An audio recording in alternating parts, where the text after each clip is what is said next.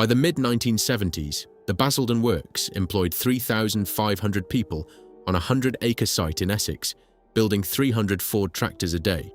Blue machines exported to half the world, their output worth a full 1% of Britain's total export income. The Ford 5000 was the most common tractor in the British countryside, and for a generation of farmers, the blue Ford wasn't a product, it was an identity. Then Detroit decided agriculture wasn't core business. A $440 million empire assembled in 5 years was sold to Fiat in 6. The Ford Oval left the Basildon bonnet for the last time in 1994. The brand license expired in 2001. The name that had sat on British tractors since 1917 was gone. But the factory wasn't. Today, a tractor still rolls off the Cranes Farm road line every 5 minutes, under a different name, a different flag, a different badge. This is the story of Henry Ford's other obsession. 100-acre works built from nothing in a town that barely existed, a boardroom betrayal 3,000 miles away, and a production line that outlived the brand it was built to serve. Not through one catastrophe, through a slow, surgical renaming that the farming community experienced as a death and a survival that came dressed in someone else's colours. Chapter 1. The Onion in the Essex Sky. There's a water tower on the South Essex skyline that you can see from the A127 before you even reach the turning for Cranes Farm Road. 38 metres tall, bulbous at the top, tapering at the base. They call it the Onion. It's been standing there since 1964, when the works beneath it was the most ambitious thing Ford Motor Company had ever attempted outside of Dearborn. A brand new factory, built from nothing on a 100-acre greenfield site, designed to produce a brand new tractor range that hadn't existed 12 months earlier. A £1 billion bet, in today's money, placed on a patch of Essex farmland in a town that was itself barely 15 years old. Drive past the Onion today and you'll find the works still running. Not as a museum, not as a business park with heritage plaques screwed to the brickwork. As a working tractor factory, the only high-volume tractor works left in the United Kingdom. A complete tractor rolls off the end of its 2.2-kilometre production line every 5 minutes. Roughly 100 a day, 14,000 a year, 85% of them exported to 120 countries. The assembly never stopped. The welding never stopped. The paint shop, the trim line, the pre-delivery inspection, all still there, all still moving. But look at the bonnet of any tractor leaving that line, and you won't find the name that built it. The blue oval is gone, has been for a quarter of a century. Where Ford once sat in white letters against a dark surround, there's a yellow leaf logo and the words New Holland. The colour is still blue, a slightly different blue, but blue all the same. And somewhere deep in the corporate memory of the machine, there's a lineage that runs back through Basildon and Dagenham and Cork and Dearborn to a farm boy from Wayne County, Michigan, who wanted to take the misery out of ploughing. But the name? The name belongs to an Italian holding company now, has done since 1991. This is a different kind of industrial story. It doesn't end in rust. The gates don't close. The hooter still sounds. What died at Basildon wasn't the works. It was the identity, the name on the bonnet. The word Ford, spoken by 3 generations of British and Irish farmers, the way they'd speak the name of a family member, with that particular mixture of affection and stubbornness that comes from driving the same colour tractor your father drove and his father before him. The blue tractors are still being built. They just aren't Fords anymore. And the question this story asks isn't the one you'd expect. It isn't, what happened to the factory? The factory's fine. The question is, what happens when you strip a name from the thing it built? When the brand dies, but the bricks and the steel and the production line and the workers and the skill all carry on, under a different flag, speaking a different corporate language, answering to a boardroom in Turin instead of Detroit? Is that survival? Or is it something else, something quieter, harder to name, closer to the experience of the farmers who still look at a New Holland T7 and call it simply the Ford? The story begins where Ford stories always begin, with a man who hated farming and spent his life trying to make it bearable. Chapter 2. The Farm Boy Who Loathed the Plough. Henry Ford was born on July 30th, 1863 in a clapboard farmhouse on a 90-acre holding in Dearborn Township, Wayne County, Michigan. Close enough to Detroit to smell the coal smoke, far enough away to spend his childhood behind a horse-drawn plough. He was the eldest of 6 children born to William Ford, an Irish immigrant from Ballinascarthy in County Cork, and Mary Littagott, who died when Henry was 12. The loss of his mother marked him. The farm, by his own later account, marked him harder. Ford didn't just dislike agricultural labour, he despised it with a specificity that only a man who'd done it could muster. Years later, wealthy beyond imagination, he articulated the motivation that had driven every significant engineering decision of his life. I have followed many a weary mile behind a plough, and I know all the drudgery of it. What a waste it is for a human being to spend hours and days behind a slowly moving team of horses. His ambition, stated with the clarity of a man who'd earned the right to say it, was to lift the burden of farming from flesh and blood and place it on steel and motors.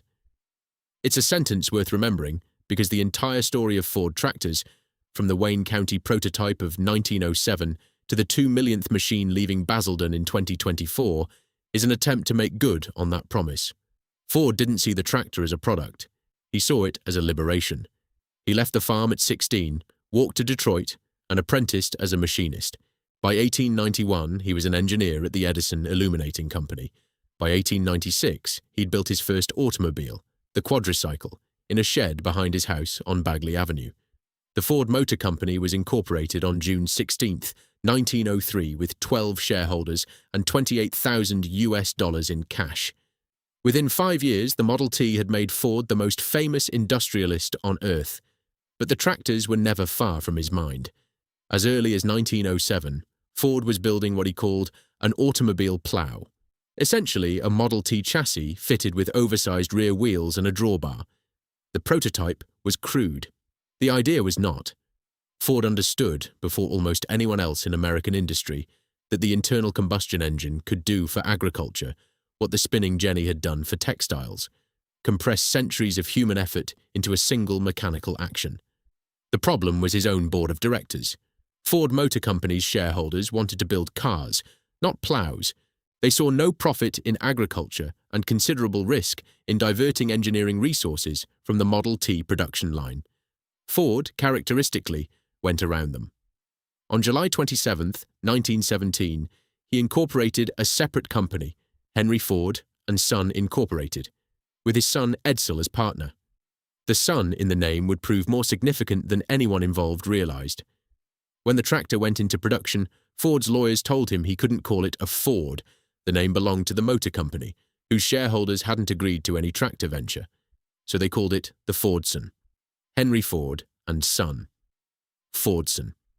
The name that would dominate British farming for half a century was, in origin, a legal workaround.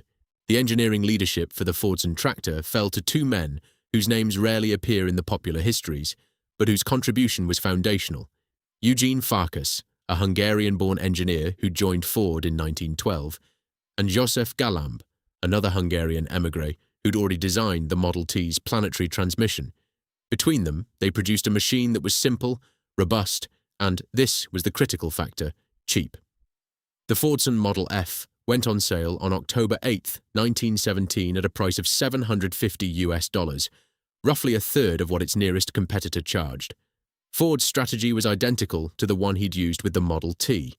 Build in such volume that the price became impossible to undercut, and let the competition either copy you or die.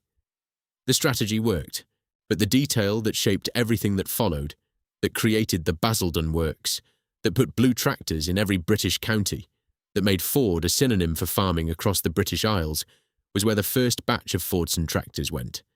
They went to Britain, not to American farms, not to Michigan dealers, to Britain in 1917, in the middle of the worst food crisis the country had faced since the Napoleonic Wars. German U-boats were sinking merchant ships faster than the yards could build them. Wheat imports were collapsing. The government needed tractors, needed them desperately, needed them now, to plough up pasture and feed a population on the edge of rationing. The Ministry of Munitions placed the order directly with Henry Ford and Son, and the first machines crossed the Atlantic with MOM, Ministry of Munitions, stamped on their castings. Britain was a customer before America was. That single fact set the trajectory. Ford didn't sell tractors to the British farming community. The British farming community came to Ford in a crisis, and the relationship that formed in that crisis lasted the better part of 80 years. Production, in the years that followed, circulated between 3 sites on 2 continents. The Dearborn Works built Fordsons from 1917 to 1928. The Cork plant, Henry Ford's gesture towards his father's homeland, produced Fordsons from 1919 to 1923, and again from 1928 to 1933. Cork's role ended not through any failure of engineering, but through politics. The establishment of the Irish Free State in 1922, followed by the imposition of British tariffs on Free State imports, made it cheaper for Ford to build in England than in Ireland. And so, in 1933, Fordson tractor production moved to Dagenham.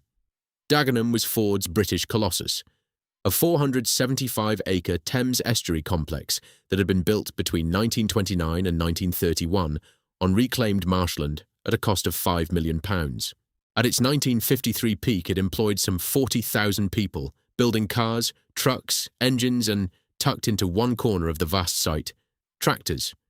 The Dagenham Fordson became the default working machine of British agriculture. At one extraordinary point in the late 1940s, the Fordson represented 95% of all UK tractor production. 95%. The British farmer's tractor wasn't merely often a Fordson, it was almost always a Fordson. There was one more partnership that shaped the story before Basildon enters the picture, and it began not in a boardroom, but with a handshake. In 1938, Harry Ferguson, an Irish engineer from Growell, County Down, who'd been experimenting with hydraulic implement linkages since the 1920s, visited Henry Ford at his Fair Lane estate in Dearborn. Ferguson brought a prototype tractor fitted with his revolutionary 3-point hitch, a system that automatically transferred the weight of a trailing implement to the tractor's rear wheels, giving small, light tractors the pulling power of machines twice their weight. Ford saw the demonstration. Ford shook Ferguson's hand, and on the strength of that handshake alone, no written contract, no lawyers, no signed agreement, the Ford Ferguson 9N went into production in 1939. The 3-point hitch is still the standard implement attachment system on virtually every tractor sold in the world today. Every time a farmer drops a plough or a mower onto the back of any tractor, from any manufacturer, they're using a mechanism that was sealed by 2 men shaking hands in a Michigan garden 87 years ago. The partnership would later collapse in one of the most acrimonious patent lawsuits in American industrial history.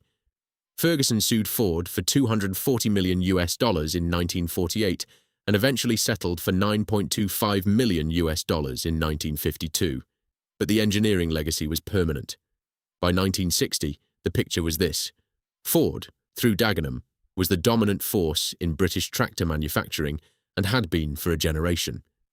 The Fordson name was a household word in every farming community from Cornwall to Caithness. The relationship between Ford and British agriculture was older than most of the farmers working the land. And yet, in the executive corridors of Ford's Boreham House training centre in Essex, a man named David Pearson was watching the numbers with growing unease. Massey Ferguson's MF65, a Canadian-designed tractor with superior hydraulics and a more modern cab, was eating Ford's market share in the critical 50 horsepower and above class. Ford's Dagenham tractor, the Fordson Supermajor, was a good machine, but it was a 1950s design competing in a 1960s market. Pearson, who trained new Ford dealers at Boreham House, later put it bluntly, Massey Ferguson was stealing more and more of Ford's traditional market share. Something had to be done, and fast. Detroit's answer was bold enough to be reckless. They would design an entirely new tractor range, a clean-sheet, world-market product, engineered to compete in every horsepower class from 30 to 70, and simultaneously build an entirely new factory in which to make it. No other tractor manufacturer had ever attempted to develop a new product line and a new manufacturing facility at the same time. Ford proposed to do both, on a 4-year timetable, on a budget that would eventually double. The new factory needed a site, and the site it found was a patch of Essex clay in a town that barely existed. Chapter 3. A greenfield in a new town. Basildon in 1960 was 11 years old, which is to say it was barely a town at all.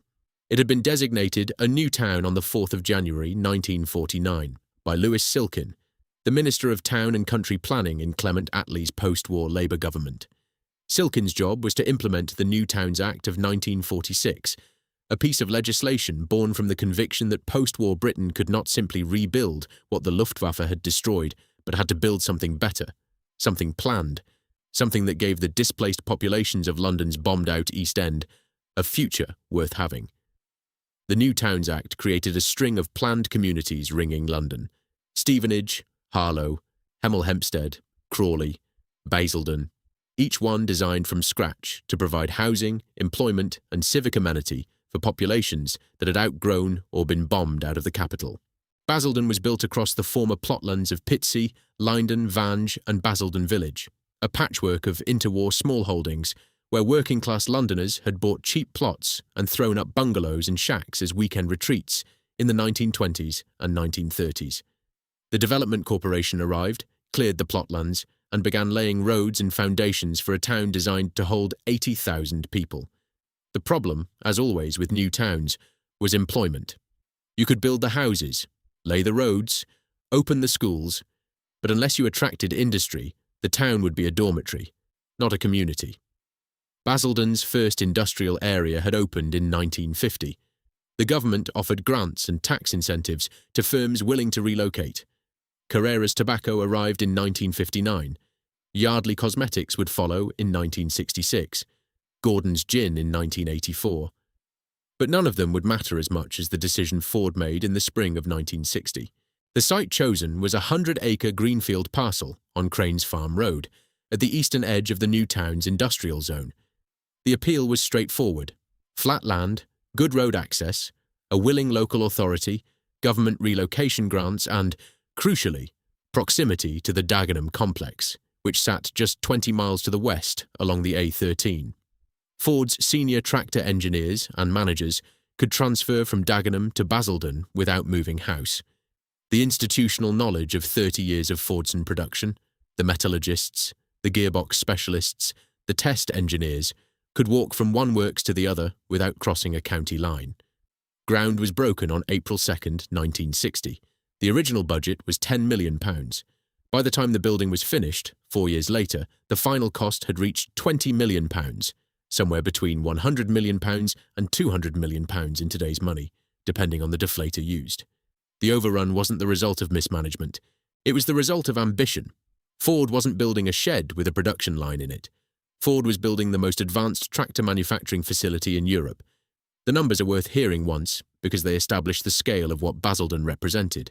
The building covered 414,528 square metres, more than 1.3 million square feet, or roughly 18 football pitches under one roof. The site occupied 100 acres, 40 hectares, of Essex clay. The most visible landmark was the 38-metre water tower, the Onion, designed to supply the plant's cooling and fire suppression systems and visible for miles across the flat South Essex landscape. Inside, the works was designed as a fully integrated manufacturing operation: engine production, axle assembly, hydraulic lift manufacture, gearbox machining, paint shop, trim line, and final assembly, all flowing through a single continuous sequence from raw casting to finished tractor. The intention was that steel and iron would enter at one end of Cranes Farm Road, and a complete, tested, painted Ford tractor would drive off the other end under its own power. While the concrete was still being poured in Essex, the engineering team was finishing the machine the factory was being built to produce. The project was known internally as the 6X program, a designation that tells you everything about Ford's ambition. This wasn't a facelift of the existing Fordson. It was a ground-up redesign of every component: engine, transmission, hydraulics, chassis, axles, electrical system. The 6X was intended to be a genuinely global product, the same basic tractor in different horsepower configurations, sold in every market where Ford competed. The first test tractors were completed at Dagenham in 1963, using prototype engines and pre-production castings, while the Basildon factory was still being fitted out. 4 of these pre-production machines, hand-built, barely tested, representing 2 years of engineering work and £10 million of unfinished factory, were loaded onto the Queen Elizabeth II at Southampton Docks in early October 1964 and shipped to New York. The reason was pure theatre. Ford had booked Radio City Music Hall for October 10, 1964, and intended to launch the 6X range to the global dealer network on the same stage where the Rockettes performed.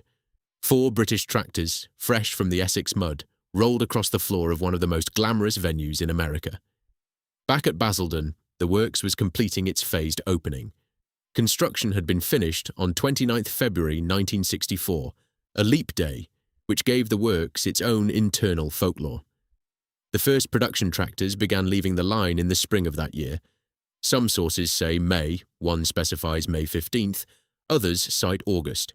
By December 31st, 1964, 2,302 tractors had been built. The formal royal opening came later still, on 27th April 1965, by which point the works was already running at near capacity and the new tractor had been on sale for 6 months. The range launched under the names that a generation of British farmers would come to know as intimately as their own children's: the Ford 2000, the Ford 3000, the Ford 4000, and the Ford 5000. 2, 3, 4 and 5000. Clean, decimal, modern. A world away from the old Fordson nomenclature of Major and Supermajor and Dexter. The horsepower spread ran from the mid-30s to the mid-60s, covering the sweet spot of the British and European market. But the thing people noticed first wasn't the name or the numbers. It was the colour. The new tractors were blue, not the grey and orange of the old Fordson Majors. Blue, a deep clean blue with a pale grey bonnet that would, within 2 years, shift to white. Ford had introduced the blue livery in 1963 on the final New Performance Fordsons, a deliberate visual bridge to prepare farmers for the coming change. But it was the 1964 launch that planted the colour permanently into the landscape of British farming. Blue became Ford. Ford became blue. Within 5 years, the sight of a Ford 5000 working a field in late autumn, blue bonnet catching the low sun, white wheels turning through brown earth, was as much a part of the British countryside as a stone wall or a hedgerow. The 6X range didn't just compete with Massey Ferguson, it buried the threat. Within 2 years of the launch, Basildon had produced 100,000 tractors. The export programme was running at 70% of output, with Ford tractors leaving Essex for markets across Europe, Africa, Asia and Australasia. The strategy of building a world tractor in a world factory was working. Basildon was proving the doubters wrong. And Basildon was doing something else too. Something that wouldn't become fully visible for another decade, but that was already reshaping the civic identity of a town that had only just been built. The works was becoming the town's anchor employer. 3,000, then 3,500 workers were clocking in at Cranes Farm Road every morning, earning wages that circulated through every shop, every pub, every school in Basildon. The new town planners had designed a place for people to live. Ford was giving them a reason to stay. David Pearson, the Boreham House training officer who'd watched Massey Ferguson eating Ford's lunch, later recalled the transformation with evident satisfaction. The dealers he'd been training were now selling machines they could be proud of. The farmers who'd been drifting to Ferguson were coming back, and the blue tractors coming off the Basildon line were, in Pearson's professional judgment, the best Ford had ever built. He was right. They were. And within 20 years, one of them would become the best-selling tractor in the history of the British Isles, a machine so embedded in the working identity of British and Irish farming that 40 years after its introduction, more than 200 of them would still be in everyday use in Ireland alone. Its name was the Ford 5000, and the works that built it was about to enter its golden age. Chapter 4. The Blue and the Bold. A man arriving for his first shift at the Basildon works in the late 1960s would have smelled the place before he saw it. Machine oil, not the clean synthetic lubricant of modern manufacturing, but the heavy mineral oil that coated every moving surface in an era when metalworking was still, fundamentally, a process of forcing steel against steel at speed. Beneath the oil, the sharper scent of cutting fluid, a coolant mist that hung in the air of the machining shops and settled on skin and overalls alike. And then, deeper still, the foundry smell, hot iron, calcium silicate, the particular burnt earth odour of sand moulds being broken open to reveal freshly cast engine blocks, still glowing dull red at the edges. The walk from the car park to the clock-in station took you past the Onion Tower and along the eastern elevation of the building. The scale was the first thing that registered. A 1.3 million square foot building doesn't announce itself gradually. It arrives all at once, a wall of corrugated steel and glass that stretches further in both directions than seems reasonable for a single structure. The windows were set high in long industrial bands, and the morning light that came through them fell in wide, pale shafts across the production floor, catching the oil mist and giving the air a faintly luminous quality that workers who'd started in the 1960s could still describe in detail decades later. Inside, the works was organised as a single, continuous flow. Raw materials entered at the western end of the site. Finished tractors drove out under their own power at the eastern end. Between those 2 points lay every process required to turn iron ore, steel bar, aluminium ingot and rubber compound into a working agricultural machine. The engine line was the heart of the operation. Basildon didn't merely assemble engines from bought-in components. It cast them, machined them, tested them, and fitted them, all within the same building. The foundry poured the cylinder blocks. The machining shop bored the cylinders, ground the crankshafts, and cut the valve seats to tolerances measured in thousandths of an inch. The assembly line brought the pieces together in sequence: block, crank, pistons, head, sump, injector pump, turbocharger on the bigger models. At its peak, the engine line was producing over 500 units a day. Engines, axles and hydraulic lift assemblies combined, with surplus capacity shipped to Ford tractor plants overseas. The transmission shop ran parallel. Basildon built its own gearboxes, the 8-speed and later the 16-speed dual-power units that became a selling point across the range. Gear cutting is noisy, precise work, and the transmission shop had its own acoustic signature, a high-pitched whine overlaid with the rhythmic clunk of gear blanks being loaded and unloaded from the hobbing machines. Workers who spent years in the transmission shop developed an ear for tolerances. They could hear from the pitch of the cutting whether a gear was running true before the inspectors measured it. From the transmission shop, the drivetrain components moved to the main assembly line. Here, the tractor began to take shape as a recognizable machine. The chassis rails came together. The engine dropped in from above on an overhead hoist. The transmission bolted up to the rear. The front axle, the steering box, the hydraulic top cover, each sub-assembly arrived at its station on schedule, delivered by a conveyor system that ran the full length of the building. A man standing at one station could look down the line in either direction and see 100 tractors in various stages of completion, stretching away into the oil-hazed distance like a blue and grey army assembling itself. The paint shop was a world of its own. The bare metal tractor shells entered a spray booth where the blue, that particular Ford blue, officially known in the early years as Empire Blue, and mixed to a specification that Ford guarded with the same protectiveness other companies reserved for trade secrets, was applied in multiple coats, each one flash-dried before the next.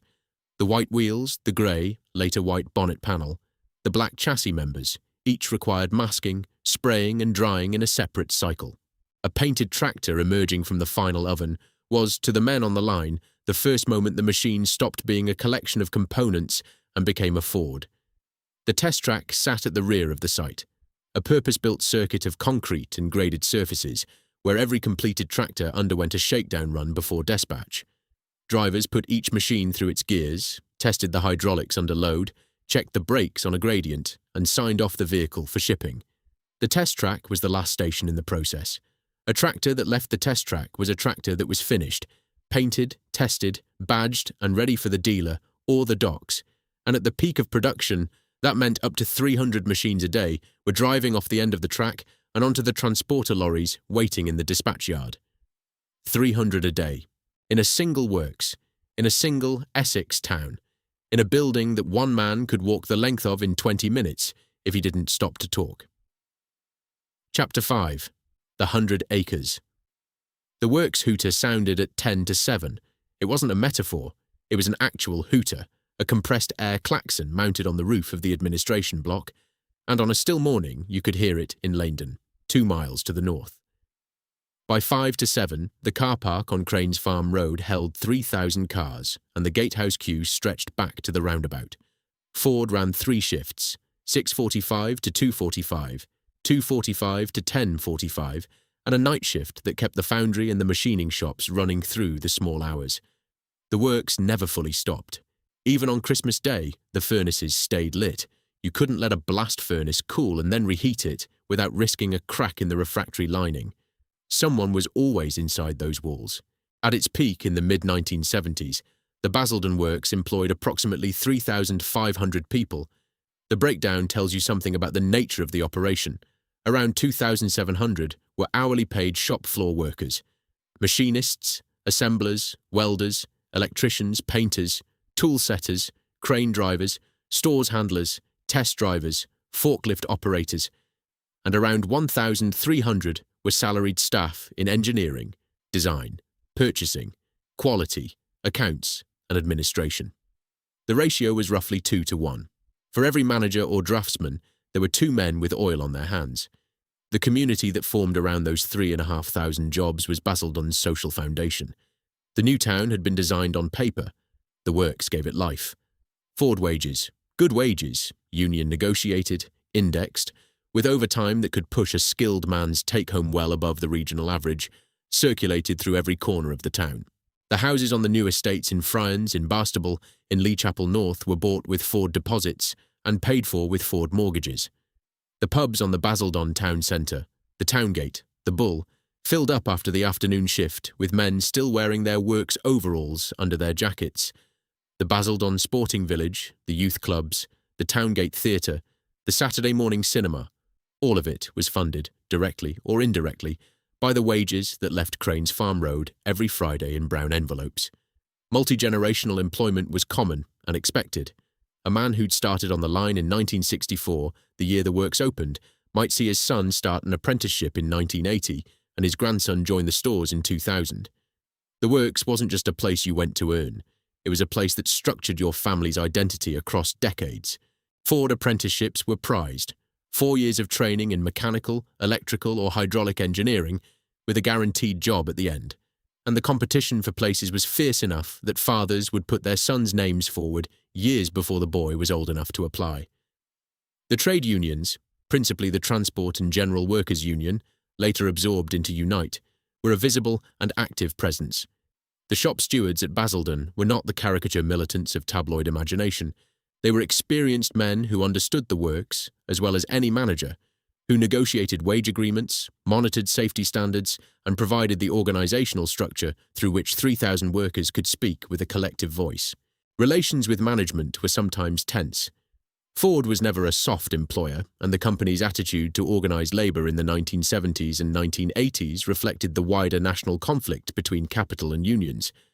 But the Basildon shop floor maintained a working relationship with Ford management that, by the standards of British industry in that period, was functional and, in its better years, productive.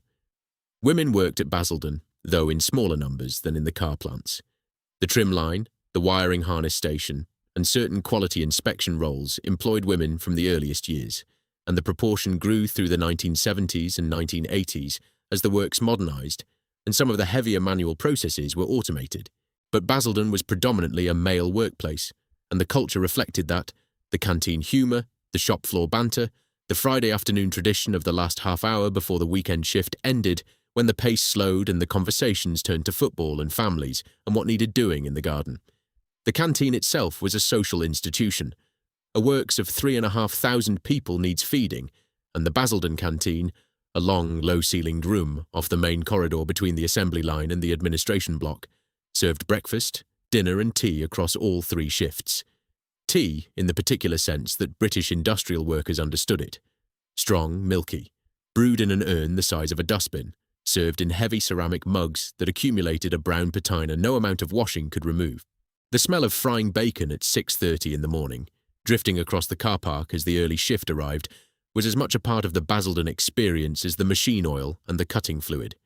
Workers who'd left the plant decades ago could recall that smell with a precision that surprised even them. South Essex Motors of Basildon, known universally as SEM, occupied a special place in the local Ford ecology. SEM was an independent company, a specialist builder and modifier, but its proximity to the works and its deep relationship with Ford's engineering team made it something closer to an in-house skunkworks. SEM built Ford County 4-wheel drive conversions, taking a standard 2-wheel drive Basildon tractor and re-engineering it with a driven front axle for heavy-duty work. But their most remarkable contribution went far beyond conversion work.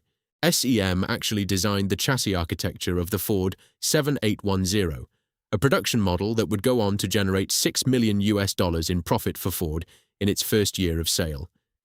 A small Basildon company, operating in the shadow of the big works, contributed the structural engineering for one of Ford's most profitable tractors. It was that kind of town.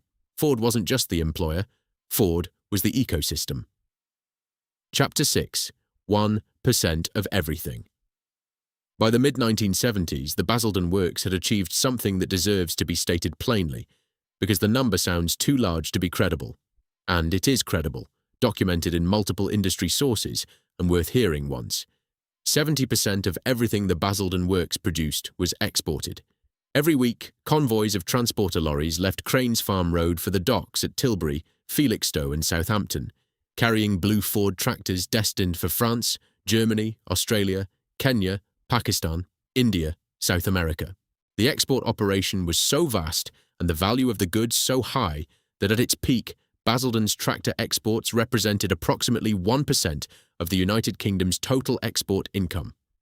One works, one product, 1% of the entire country's outbound trade. To put that in perspective, in the 1970s, Britain exported cars from Longbridge, steel from Port Talbot, jet engines from Derby, whiskey from the Highlands, financial services from the City of London, and tractors from Basildon. And Basildon's contribution, from a single building on Cranes Farm Road, was measurable as a round percentage of the national total. The concentration of economic weight in that one Essex factory was, by any measure, extraordinary. The models that carried that weight deserve their own reckoning. The Pre-Force range, the 2000, 3000, 4000 and 5000 launched in 1964, had been upgraded in 1968 to the Force series, with improved hydraulics, a new dashboard layout, and a subtle restyling of the bonnet and grille. The Force tractors were good. The next generation was better. In 1971, Basildon launched the Ford 7000, a 95-horsepower machine powered by the first mass-produced turbocharged diesel engine in a British tractor. The turbo gave the 7000 a power-to-weight ratio that its naturally aspirated competitors couldn't match without adding 1,000 pounds of iron. For farmers working heavy land, the clays of Essex and Suffolk, the chalk downlands of Wiltshire, the sodden peat of the Somerset levels, the 7000 was a revelation. It pulled like a machine a class above its weight. The 7000 was followed by the 600 series in 1975, the 2600, 3600, 4600, 5600, 6600 and 7600, and in 1976 by the innovation that changed what it felt like to drive a tractor, the Q-cab. Before the Q-cab, tractor cabs were aftermarket additions, bolted on by dealers or farmers, offering weather protection but little else. The Q-cab was factory-fitted, engineered as an integral part of the tractor's structure and, this was the critical advance, designed to meet the new noise exposure legislation that was transforming British workplace safety law. A man driving a pre-Q-cab tractor spent his working day immersed in 90-plus decibels of diesel clatter and transmission whine. The Q-cab brought that down to levels where you could hold a conversation with the passenger, if there was one, without shouting. It sounds like a small thing. It wasn't. It was the difference between a tool and a workplace. The Ford 5000, meanwhile, was quietly becoming an icon. Launched in 1964 as the top of the original Pre-Force range at 65 horsepower, it occupied the sweet spot of British farming. Powerful enough for serious arable work, light enough for livestock holdings, simple enough for a man with a set of spanners and a workshop manual to maintain himself. The 5000 sold in numbers that none of its competitors could approach. By the time production ended in the early 1980s, its successors having carried the lineage through the 6600 and 7600, the 5000 had become one of the top 10 best-selling tractors of all time in Great Britain, a position it held until well into the 2000s. Ireland loved it with particular intensity. A 2004 survey, 4 decades after the model's launch, found more than 200 Ford 5000s still in everyday agricultural use across all 4 provinces. Not preserved in barns, not displayed at shows. Working, pulling trailers of silage in Kerry, ploughing headlands in Wexford, hauling cattle feeders through the mud of Donegal winters. The Ford 5000 wasn't a collector's piece in Ireland. It was still on the job. The cultural significance ran deeper than the spec sheet could explain. The blue Ford by the late 1970s was simply what a tractor looked like to most British and Irish people. It was the tractor in the children's book, the tractor on the jigsaw puzzle, the tractor parked in the lane when you drove through the countryside on a Sunday afternoon.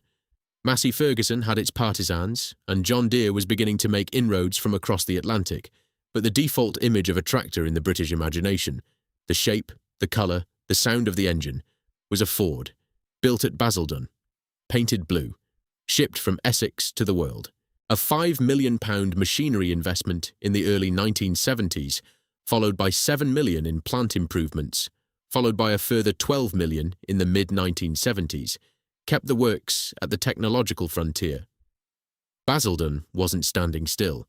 It was spending on new machining centres, on robotic welding, on computerised quality control systems, at a rate that reflected Ford's global commitment to the tractor business. Every penny of investment was a statement of intent. We are here, we are staying, and we are building the best tractors in the world. That is what the peak looks like when you're standing inside it. Not a single moment of triumph, but a sustained plateau of confidence, investment following investment, model following model, export contract following export contract, that stretches across a decade and a half with no obvious end in sight. The men on the line at Basildon in 1979 had no reason to think the next 20 years would look any different from the last 15. The works was full. The order book was full. The car park was full. They were wrong. But they couldn't have known that. Nobody standing on a summit ever sees the cliff behind them. Chapter 7. The Silver Tractor and the Last Good Years. In 1981, Ford made a decision that, at the time, looked like consolidation, but in retrospect reads like the first step of a story that would end with the Ford name disappearing from the bonnet entirely. All European Ford tractor production was concentrated at Basildon. The Antwerp tractor assembly line, Ford's Belgian operation, which had been building machines for the continental market since the 1960s, was closed and its work transferred to Essex. Basildon was now the sole European source. The argument was rational. One large efficient works was cheaper to run than two medium-sized ones. Basildon had the capacity. Basildon had the workforce. Basildon had the engineering team and the test track and the foundry and the export infrastructure. Closing Antwerp and moving everything to Essex made spreadsheet sense. What it also did, though nobody framed it this way in 1981, was put every egg in one basket. If anything happened to the Basildon operation, Ford's entire European tractor business would stop. There was no redundancy, no backup, no second line. The same year, Basildon launched the Series 10, the 2910, 3910, 4610, 5610, 6610, and 7610, a comprehensive upgrade of the 600 series with new styling, improved cabs, and a more sophisticated hydraulic system. The Series 10 was well received. The 7610 in particular became a staple of British arable farming, a 100-horsepower workhorse that could plough all day without complaint and be fixed by a competent mechanic with a Haynes manual and a strong cup of tea. In 1982, two milestones arrived within months of each other. The first robot was installed at Basildon, a mechanical arm tasked with fitting ring gears to flywheels, a job that required consistent precision and repetitive force that no human arm could sustain for an entire shift without error. Automation was coming to the tractor line. The second milestone was the launch of the Ford 8210, the first six-cylinder tractor ever built at Basildon, pushing the range above 100 horsepower for the first time and signalling Ford's intention to compete in the heavy end of the market, where John Deere and Massey Ferguson had traditionally held sway. In 1984, the 500,000th Basildon tractor rolled off the line.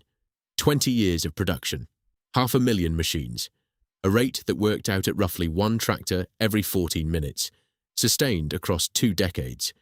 The works was hitting numbers that would have seemed fantastical when the first 2,302 machines left the line in 1964.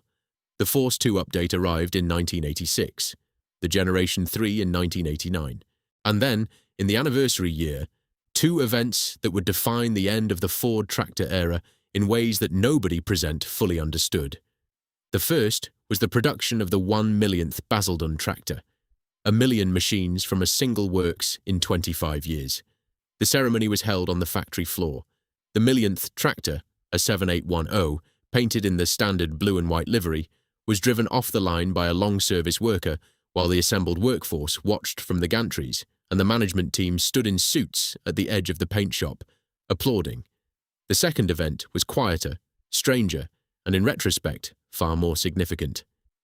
To celebrate 25 years of production at Basildon, Ford released a special edition 7810, finished not in blue, but in silver, a polished, luminous silver with blue and white accent stripes, a commemorative bonnet badge, and a limited production run of approximately 150 units. One was sent to every UK Ford dealer as a gift, the Silver Jubilee 7810. It was, by any measure, a beautiful machine. A 6-cylinder, 105-horsepower tractor in a unique livery that caught the light like nothing else in a farmyard. The dealers who received them were delighted. The farmers who saw them were covetous, and the collectors who would later chase them through the auction houses of England and Ireland, paying £35,000 and more for a clean example, understood something about the Silver Jubilee that its makers did not.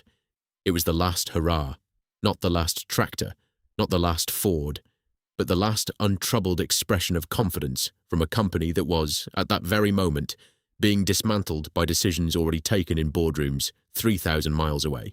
The Silver Jubilee 7810 celebrated 25 years of Basildon by looking backwards at the works, the workforce, the blue tractors, the Essex factory that had become the centre of Ford's agricultural world.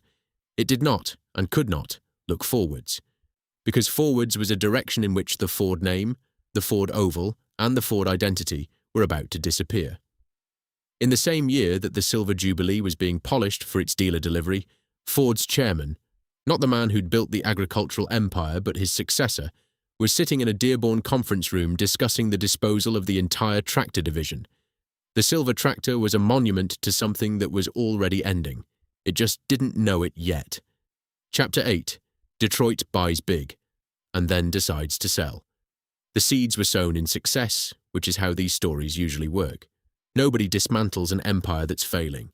They dismantle one that's succeeding in the wrong department.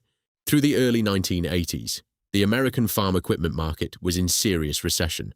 A combination of falling commodity prices, rising interest rates, collapsing land values, and a strong dollar had devastated the Midwest farming economy. John Deere, the largest agricultural equipment manufacturer in the world, posted its first losses in half a century. International Harvester, the company that had invented the modern reaper, was hemorrhaging cash so fast that it sold its entire agricultural division to Tenneco in 1984, creating Case IH overnight. Massey Ferguson, Ford's oldest rival, was restructuring under the weight of debt accumulated during its overambitious expansion into the developing world. The farm equipment business in the mid-1980s was a landscape of casualties. Ford was not immune. Tractor sales softened across every market. But the deeper problem wasn't cyclical. It was strategic. Ford Motor Company itself had nearly died at the beginning of the decade.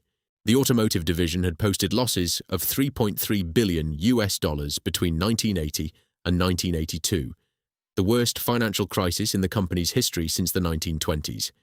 The recovery, led by Donald E. Peterson as president and later chairman, and by Harold A. Red Poling as chief financial officer, had been brutal. Plant closures, redundancies, the dismantling of entire product lines, a root and branch restructuring of Ford's cost base that saved the company but left the executive suite with a permanent wariness of any business that wasn't cars and trucks. Tractors, in the Dearborn worldview of the mid-1980s, were a distraction, a profitable distraction, a heritage distraction, a distraction with a loyal customer base and a global manufacturing footprint, but a distraction nonetheless. The margins on tractors were thinner than on cars. The capital requirements were immense. The customer base was shrinking as farms consolidated, and mechanization reduced the number of machines needed per acre. For a company that had just survived near death by focusing ruthlessly on its core automotive business, the tractor division looked increasingly like a legacy obligation rather than a growth platform. But Peterson, to his credit, didn't simply cut and run. His first instinct was to go bigger, to build the tractor business into something too large and too profitable to be questioned by the finance men. On October 10, 1985, Peterson personally announced that Ford Motor Company had agreed to acquire the Sperry New Holland agricultural equipment business from the Sperry Corporation. The price was approximately $330 million in cash, with an additional $110 million of assumed liabilities. The deal brought Ford a full line of harvesting equipment, combine harvesters, balers, forage choppers, hay tools that it had never manufactured, plus the venerable New Holland brand, founded in 1895 in the town of New Holland, Pennsylvania, plus plants in 10 countries and a dealer network that complemented Ford's own. The logic was compelling. Ford had tractors, but no harvesting equipment. New Holland had harvesting equipment, but no tractors. Together, they could offer the farmer a single brand solution from ploughing to baling, a full-line proposition to compete with Deere and the newly formed Case IH. On January 1st, 1987, the combined entity was formally created, Ford New Holland Inc., headquartered not in Dearborn, but in New Holland, Pennsylvania. The same year, Ford acquired Versatile, a Winnipeg-based specialist in high-horsepower articulated tractors, the super machines of the Canadian prairies, to fill the gap at the top of the range. Ford New Holland was, by 1988, a $2.8 billion business, 17,000 employees, plants in the United States, Canada, Belgium, England, and Brazil, joint ventures in India, Pakistan, Japan, Mexico, and Venezuela. Basildon was the European jewel, the largest and most technologically advanced tractor works in the group, producing more machines per year than any other single site. The combined operation was, on paper, everything Peterson had intended. A global agricultural machinery empire capable of standing alongside Deere as an industry leader. It lasted 3 years. The problem was not that the strategy failed. The problem was that the men who inherited it didn't believe in it. In March 1990, Donald Peterson retired as Ford chairman. His successor was Harold A. Red Poling, the finance man, the cost cutter, the executive whose instinct in every strategic question was to ask not, what can we build, but what can we shed? Poling had been instrumental in saving Ford from bankruptcy in the early 1980s. He had done so by stripping the company down to its profitable core, and agriculture, in Poling's assessment, was not core. On August 1st, 1990, the Chicago Tribune broke the news. Ford Motor Company was in negotiations to sell 80% of Ford New Holland to the Fiat Group of Italy.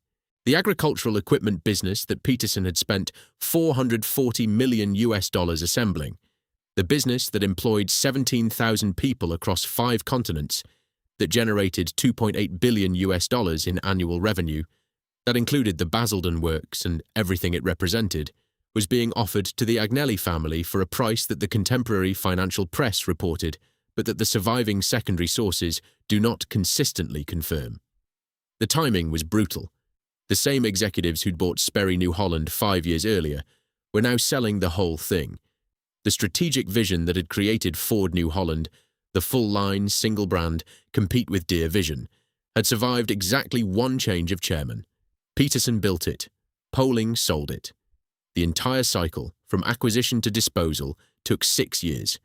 Measured against the 80-year history of Ford tractors, it was barely a footnote, but it was the footnote that ended the story. Industry observers were unsurprised. One later noted that Ford had been looking for a buyer for its tractor operation for the better part of a decade. The search had been quiet, patient, and, once Poling took charge, determined. Tractors had to go. The only question was, who would take them? Chapter 9. The Italian Job. The buyer was Giovanni Agnelli, Senator Giovanni Agnelli, l'Avvocato, the most powerful industrialist in Italian history, the man who had inherited control of Fiat from his grandfather and turned it into a conglomerate that encompassed cars, trucks, agricultural machinery, earth-moving equipment, aviation, publishing, and football. Agnelli's vehicle for the acquisition was Fiat Geotech SPA, a Turin-based entity formed in 1988 by merging Fiat Agri, Fiat's tractor and farm machinery division, and Fiat Alice, its construction equipment arm. Fiat Geotech was not a startup. It was an established manufacturer with its own product lines, its own factories, its own dealer networks across southern Europe and Latin America. What it lacked was global reach. What Ford New Holland had, and what Agnelli wanted, was precisely that, a worldwide network of plants, dealers and brand recognition that Fiat Geotech could never have built from scratch. The transaction was finalized in 1991. Fiat Geotech acquired 80% of Ford New Holland. The remaining 20% stayed with Ford Motor Company for several years before Fiat bought that out as well. The merged entity was initially christened NH Geotech, a name so bland it suggested the accountants had written it, before being renamed New Holland NY on January 1, 1993. In 1996, New Holland was partially floated on the New York Stock Exchange, with Fiat Geotech retaining 69% of the shares. For the Basildon workforce, the ownership change was experienced not as a single event, but as a slow, disorienting transition. The works didn't close. The line didn't stop. The same men came in through the same gates, clocked in at the same machines, built the same tractors in the same sequence. What changed was the paperwork. The internal memos came from different offices. The corporate reporting structure pointed to Turin instead of Dearborn. The strategic plans were drawn up by people whose first language was Italian and whose frame of reference was the Po Valley, not the Essex flatlands. And then, piece by piece, the name began to disappear. The contractual terms of the 1991 sale included a provision that would, in retrospect, determine the emotional shape of the next decade. Fiat was permitted to use the Ford and Ford New Holland brand names on its products for 10 years, until 2001. This was a licensing agreement, not a gift. Ford Motor Company retained ownership of its name and its blue oval. Fiat was borrowing it on a clock. Every tractor that left Basildon with a Ford badge on its bonnet was a tractor produced under license, and every year that passed brought the expiry date closer. The 40 series, launched in late 1991, the first range to appear from Basildon under new ownership, carried Ford branding on the early production units. To the farmer buying one from his dealer in 1992, it looked identical to any other Ford tractor. Blue paint, white wheels, Ford name on the bonnet, Ford oval on the grille. The ownership change was invisible at the point of sale. That was the intention. But in 1994, the Ford oval left the Basildon production line for the last time. The bonnets that followed carried a different logo. The New Holland leaf, a piece of design heritage inherited from the Fiat lineage, rendered in yellow against a blue field. The colour was still blue. The shape was still recognisable. But the word Ford, the 4 letters that had sat on the bonnet of every tractor leaving Basildon since 1964, and on every Fordson leaving Dagenham since 1933, and on every machine leaving Cork since 1919, was gone. The transition was completed in stages, each one widening the distance from the Ford identity. In 1995, on the centenary of the founding of New Holland in Pennsylvania, the North American operation was rechristened New Holland North America, removing the Ford prefix entirely. In 1996, at a global brand convention held in Orlando, Florida, the worldwide network was formally unified under the New Holland name and livery. The convention was, by all accounts, a glossy affair. Corporate presentations, dealer incentives, a carefully managed rollout of the new visual identity. What it represented, beneath the branding consultancy and the PowerPoint slides, was the final separation of a name from the thing it had built. The 60 series, launched in 1996, captured the transition in a single, striking visual detail. Customers could order the same tractor in 2 liveries: blue, the Ford-derived New Holland colour, or terracotta, the surviving Fiat M series colour from the Italian side of the merger. For a few model years, the Basildon line was building identical machines in 2 colours and 2 badges, one looking backwards towards Ford, the other forwards towards a merged future. A customer who walked into a dealer in 1996 and ordered a blue tractor was, whether they knew it or not, choosing a side. The final Ford-licensed branding on any new tractor in the world disappeared in 2001 when the 10-year license expired. After that date, no new machine, anywhere, carried the Ford name. The relationship that had begun in 1917, with Ministry of Munitions castings crossing the Atlantic to feed a starving Britain, ended in 2001 with a licensing agreement running out and a legal notice filed in a corporate registry. 84 years, 3 continents, millions of machines. Over. The farming community's response was not recorded by corporate historians because corporate historians don't measure grief. But the evidence is there. in the collector market that sprang up around the Ford-era machines, in the premium paid for anything with the oval on it, in the vintage tractor clubs, the Ford and Fordson Association, the Blue Force Owners Club, that formed specifically to preserve the memory of the mark. The Silver Jubilee 7810, the 150 limited edition machines distributed to UK dealers in 1989, became objects of genuine reverence. Clean examples changed hands at £35,000 and rising. Collector folklore, widely repeated but never formally documented, held that some dealers had repainted their Silver Jubilees in standard blue to make them easier to sell at trade-in, not realizing what they were destroying. The story may or may not be true. What it tells you about the emotional temperature of the Ford tractor community is accurate either way. There is an anecdotal detail that surfaces repeatedly in the farming press and in conversations at vintage tractor gatherings across Britain and Ireland, and it captures the cultural reality of the brand transition more precisely than any corporate timeline. Many farmers, particularly older men, particularly in Ireland and the West Country and East Anglia, the regions where Ford loyalty ran deepest, never stopped calling their tractors Fords. A man driving a 2010 New Holland T7 with the yellow leaf on the bonnet would, if asked what he was driving, answer without hesitation, the Ford. Not out of confusion, not out of ignorance, out of a loyalty to a name and a colour and a memory that no licensing agreement could extinguish.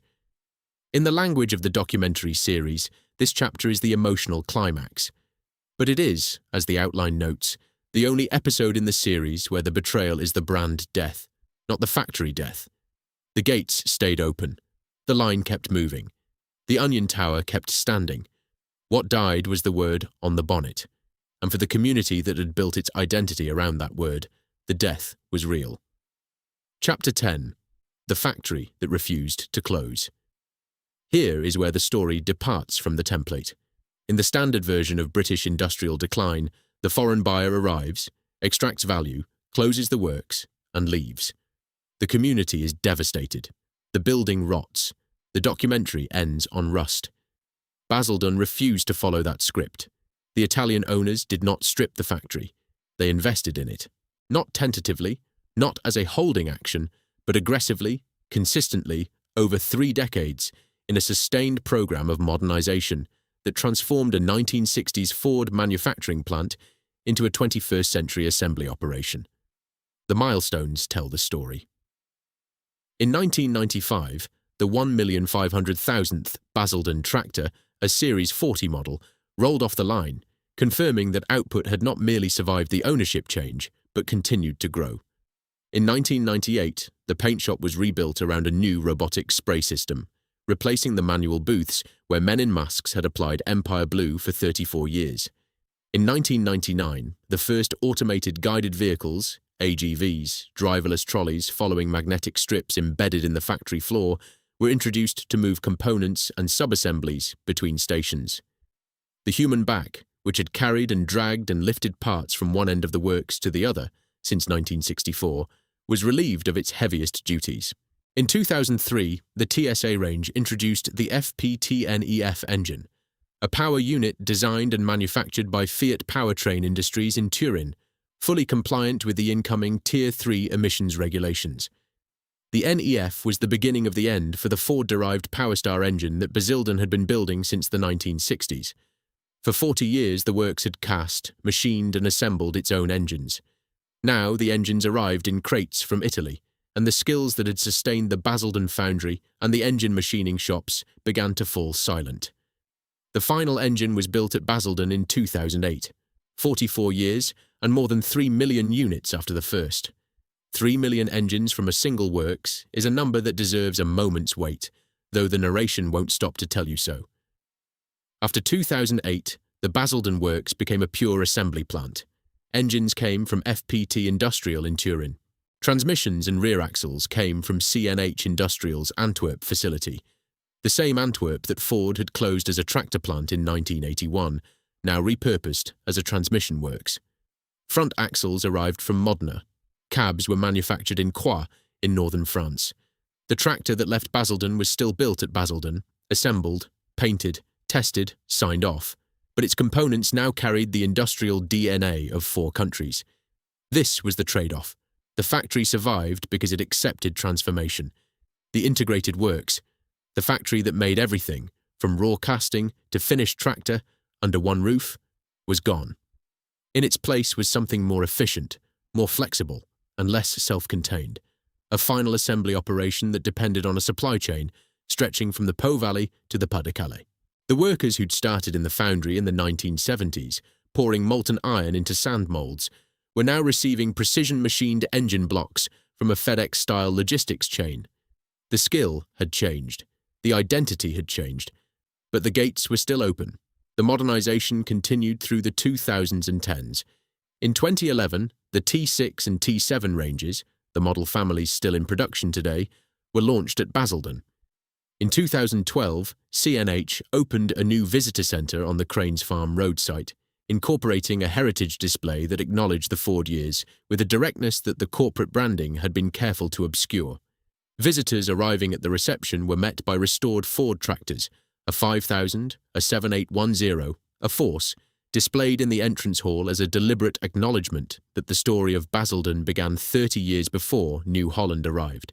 The same year, the works was awarded Bronze World-Class Manufacturing status, a CNH-wide assessment framework that measured quality, efficiency, and continuous improvement across the group's global operations. In 2014, the 50th anniversary of the works was celebrated with Golden Jubilee editions of the T6.180 and T7.270. Cumulative output stood at 1.6 million tractors. The party was quieter than the 25th anniversary in 1989.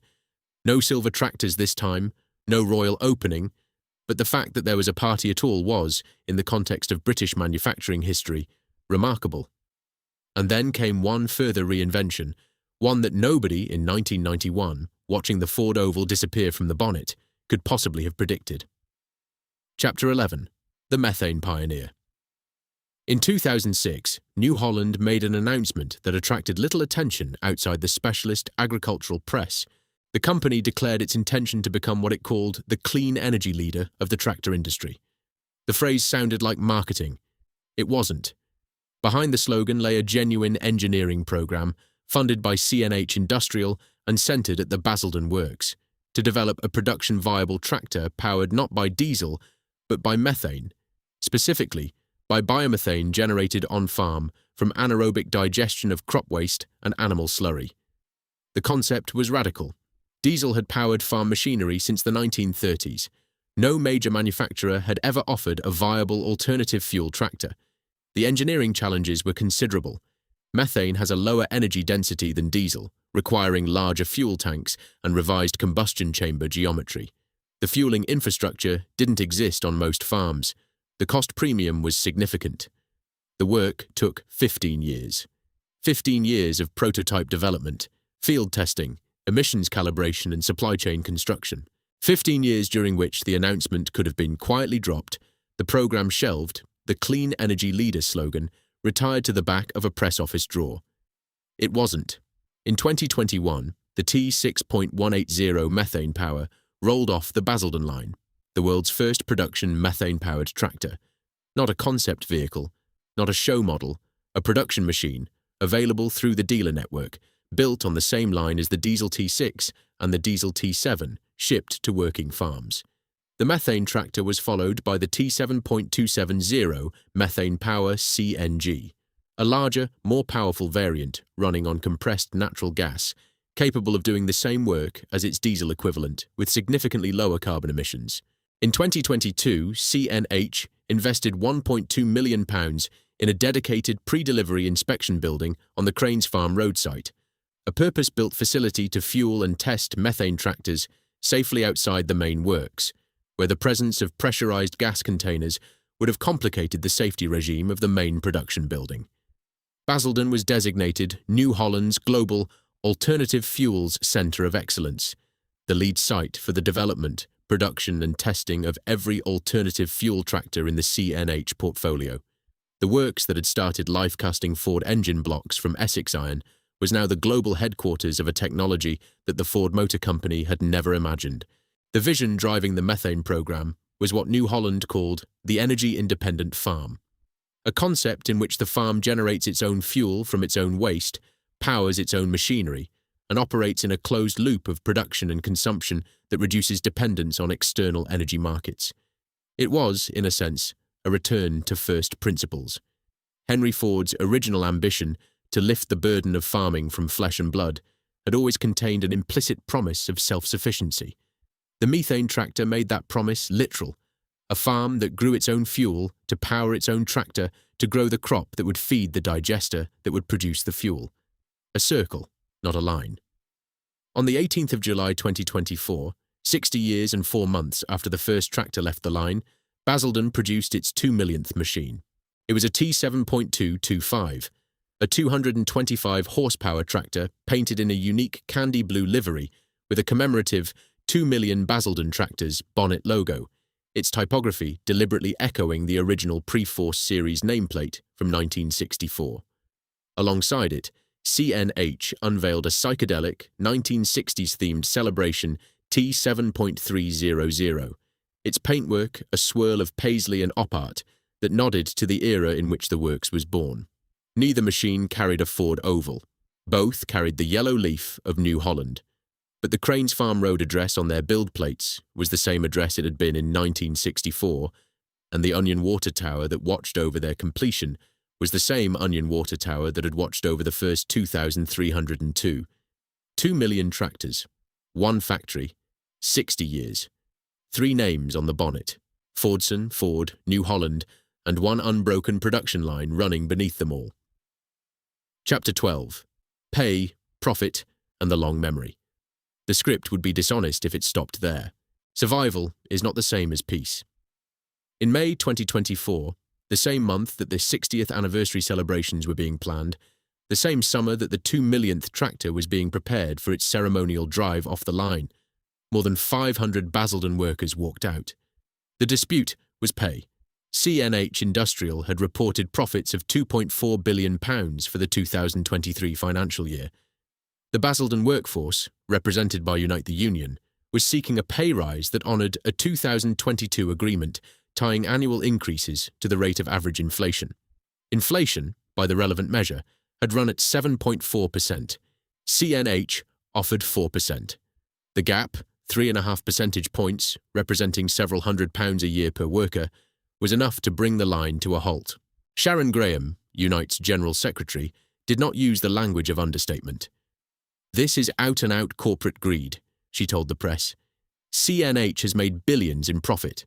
The workers who made that profit possible are being told they're not worth what was agreed. This is a company that can afford to pay. It is choosing not to." The strikes were periodic, targeted walkouts over several weeks, designed to disrupt production without provoking full lockout. The impact was significant. Every day the line stopped, roughly 100 tractors didn't get built. Every tractor not built was a tractor not exported, a tractor not invoiced, a tractor not contributing to the revenue line that CNH reported to its shareholders in Amsterdam and its ultimate owners in Turin. The dispute was eventually settled. The terms were not publicly disclosed in the sources available, but the episode left its mark, not as a crisis, but as a reminder. The works had survived foreign ownership. The works had survived the loss of its name.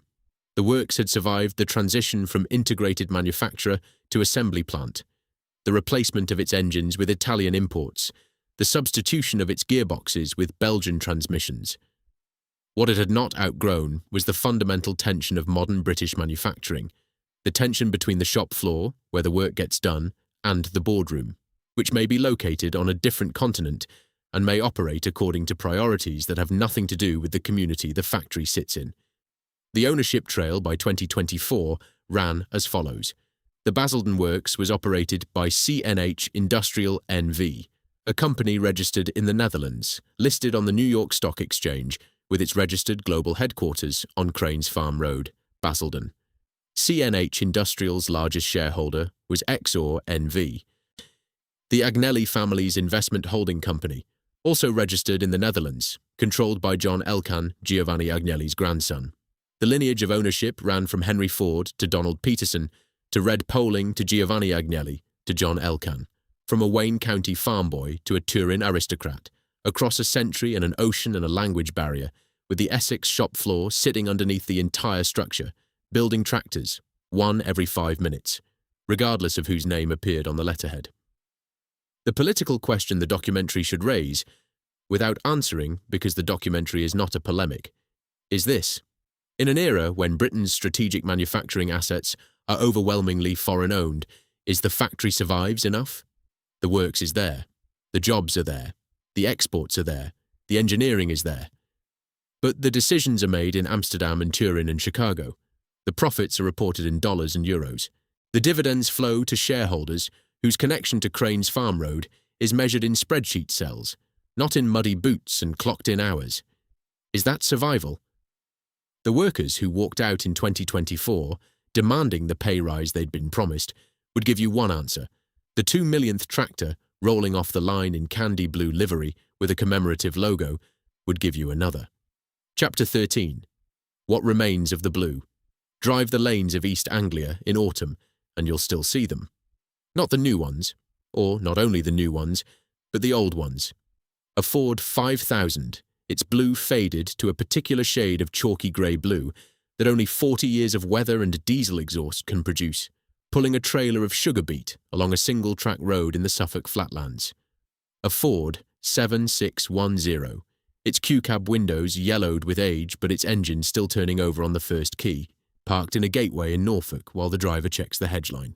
A Ford 3000, somebody's grandfather's tractor, maintained not because it's economical, but because it's unthinkable to sell it, sitting in a barn in Wexford with the service history written in biro on the back of a feed merchant's invoice. The Ford 5000 was, until 2005, among the top 10 best-selling tractors of all time in Great Britain. In Ireland, its hold was even stronger. The 2004 survey that found more than 200 Ford 5000s in daily agricultural use across all 4 provinces was not documenting a curiosity. It was documenting a refusal, a quiet, practical, unsentimental refusal by working farmers to let go of a machine that still did what they needed it to do.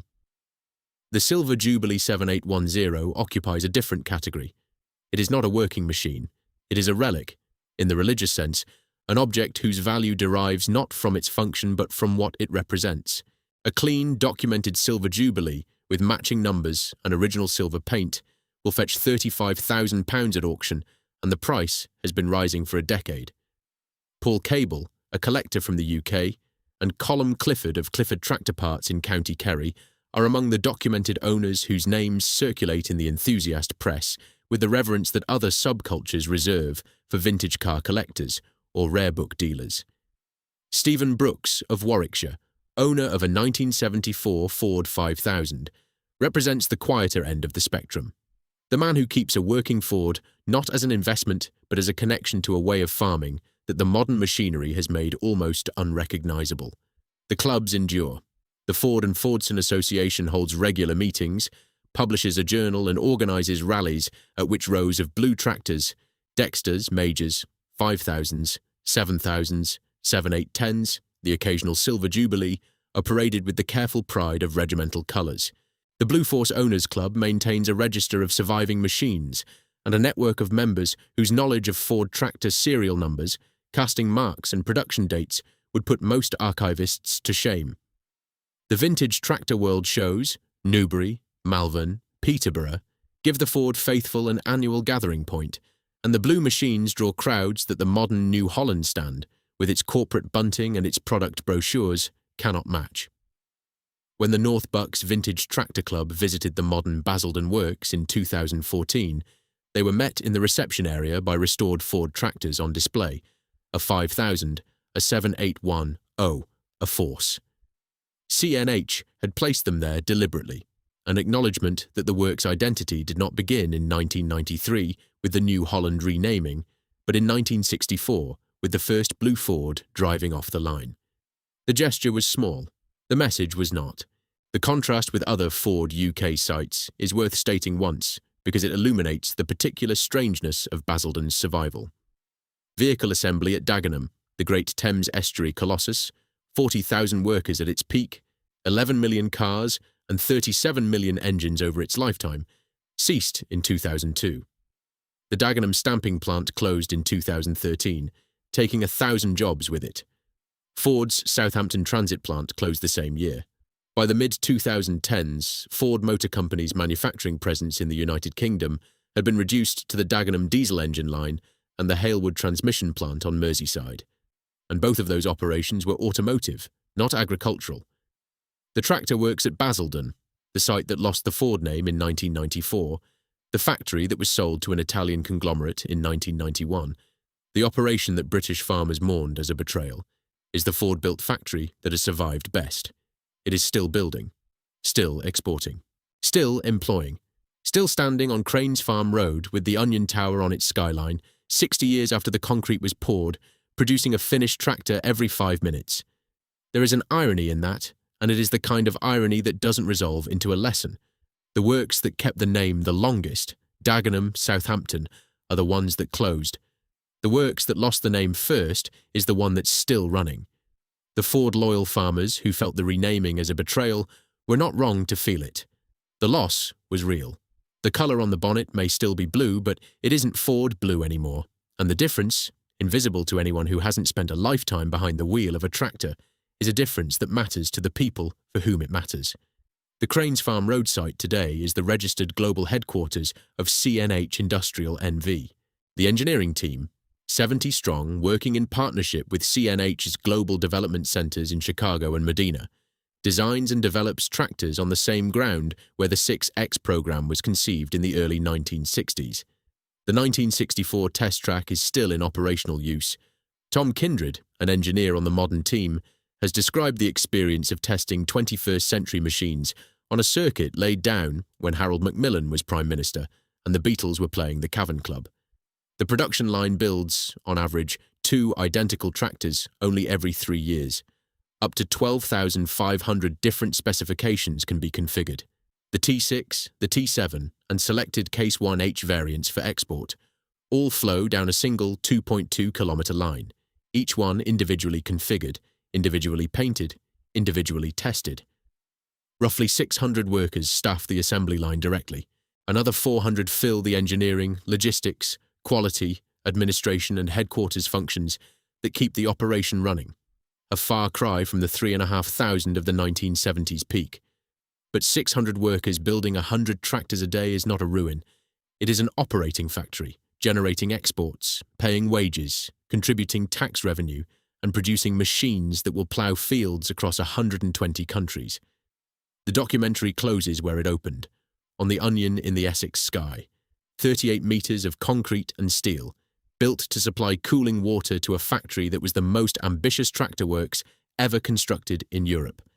The tower has been standing for 60 years. The works beneath it has produced 2 million machines. The name on the bonnet has changed twice. The ownership has crossed an ocean and a continent. The workforce has shrunk by 4/5. The foundry is silent.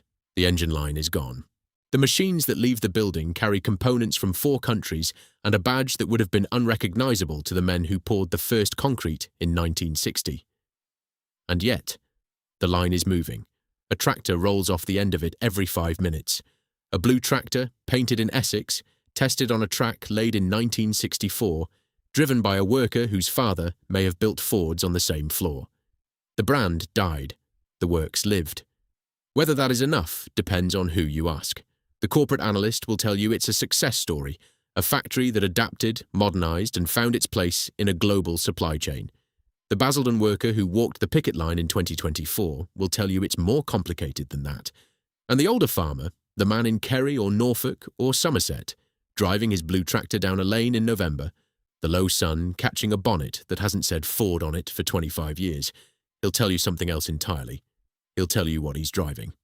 The Ford.